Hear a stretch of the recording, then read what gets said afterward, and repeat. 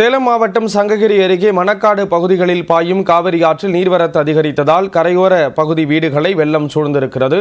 கூடுதல் தகவல்களை செய்தியாளர் கோகுலக்கண்ணன் வழங்க கேட்கலாம். கோகுலக்கண்ணன், தகவல்களை பகிர்ந்துக்கலாம்.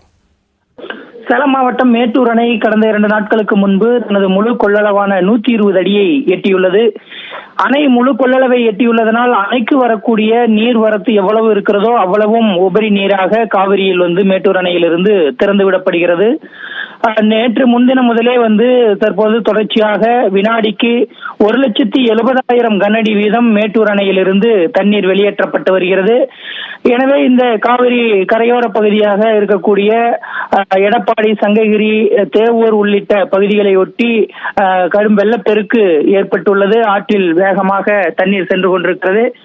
இந்த நிலையை சங்ககிரி அருகே இருக்கக்கூடிய காவிரி கரையோர பகுதிகளிலும், பூலாம்பட்டி அருகே இருக்கக்கூடிய காவிரி கரையோர பகுதிகளிலும், தாழ்வான பகுதிகளில் காவிரி கரையோரம் உள்ள சில வீடுகளிலும் தண்ணீர் புகுந்திருக்கிறது. ஆயிரக்கணக்கான ஏக்கர் பரப்பளவில் விவசாய நிலங்களில் இந்த வெள்ளம் சூழ்ந்திருக்கிறது. இதனால் அந்த பகுதியில் பயிரிடப்பட்டிருக்கக்கூடிய வாழை மரங்கள், பருத்தி உள்ளிட்ட மஞ்சள் உள்ளிட்ட பல்வேறு விவசாய பயிர்கள் நீரில் மூழ்கி இருக்கிறது. மிக குறிப்பாக தேவூர் அருகே இருக்கக்கூடிய அன்னமார் கோவில் வழியே பாலம் முற்றிலும் வெள்ள நீரில் மூழ்கி இருப்பதனால் அந்த பகுதியில் போக்குவரத்து தடை செய்யப்பட்டிருக்கிறது. இதனால் எடப்பாடி மற்றும் குமாரபாளையத்தில் இருந்து அவ்வழியாக செல்லக்கூடிய பேருந்துகள் மற்றும் வாகனங்கள் அனைத்தும் மாற்றுப்பாதையில் திருப்பிவிடப்பட்டிருக்கிறது.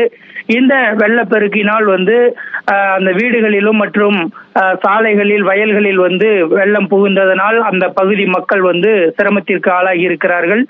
அதில் பெரும்பாலானவர்களை மாவட்ட நிர்வாகம் சார்பில் தங்கும் முகாம்களிலும் தங்க வைக்கப்பட்டிருக்கிறார்கள். சிலர் அவரவர் உறவினர் வீடுகளிலும் தங்கி இருக்கிறார்கள்.